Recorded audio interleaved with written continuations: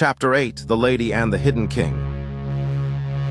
Sometimes destiny doesn't shout, it whispers.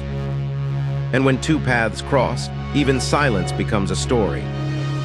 This is Chapter 8, The Lady and the Hidden King. The following week, Clara Rivera couldn't stop thinking about him. Sammy, the quiet man who had spoken to her like an equal, not a fan. In her world of influence and luxury, sincerity was rare. People always wanted something: approval, attention, opportunity. But Sammy wanted none of that.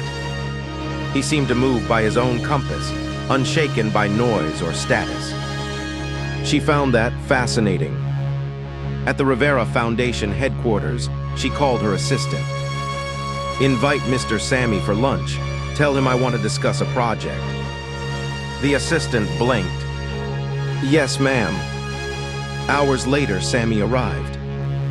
The restaurant was elegant, all glass, marble, and soft jazz. Clara was already seated, poised yet relaxed, wearing calm-like armor. He sat opposite her, his eyes steady but unreadable. "I didn't expect a call from you so soon," Sammy said. Clara smiled faintly. "Maybe I just enjoy mysteries, and you, Mr. Sammy, are one." He chuckled quietly. Mysteries lose their beauty when solved too quickly. She tilted her head. "Then I suppose I'll take my time." Their words danced, polite, measured, yet charged. Every phrase carried double meaning. Every silence lingered just a little too long. As lunch went on, Clara noticed something strange. Whenever Sammy spoke, people nearby seemed calmer.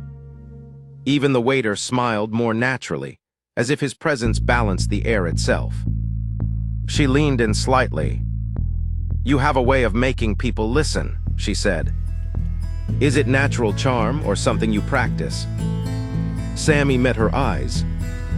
"Control begins with calm. People feel your energy before they hear your words." Clara's expression softened. "That's profound." Sammy smiled lightly. "Sometimes wisdom isn't about knowing more, it's about noticing more." For a fleeting second, her heart fluttered. No one had ever spoken to her that way, not as a Rivera, but as a person. She looked away, embarrassed by the warmth rising in her chest. Sammy noticed but said nothing. He understood emotions, the quiet storms people tried to hide. System notification. Emotional influence increased to level 2. Effect calm presence active. He blinked once, suppressing a grin. Even feelings could evolve like power. Later that evening, Clara stood by her car. "You're different, Sammy," she said softly. "Most men look at me and see wealth. You look at me and see."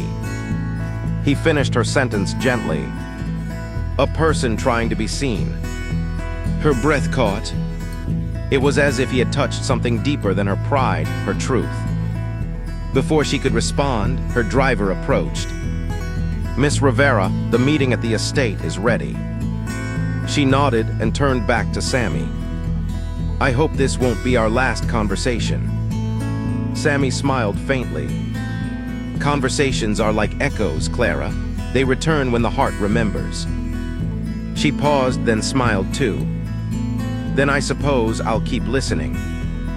As her car drove off, the night wind brushed against Sammy's face.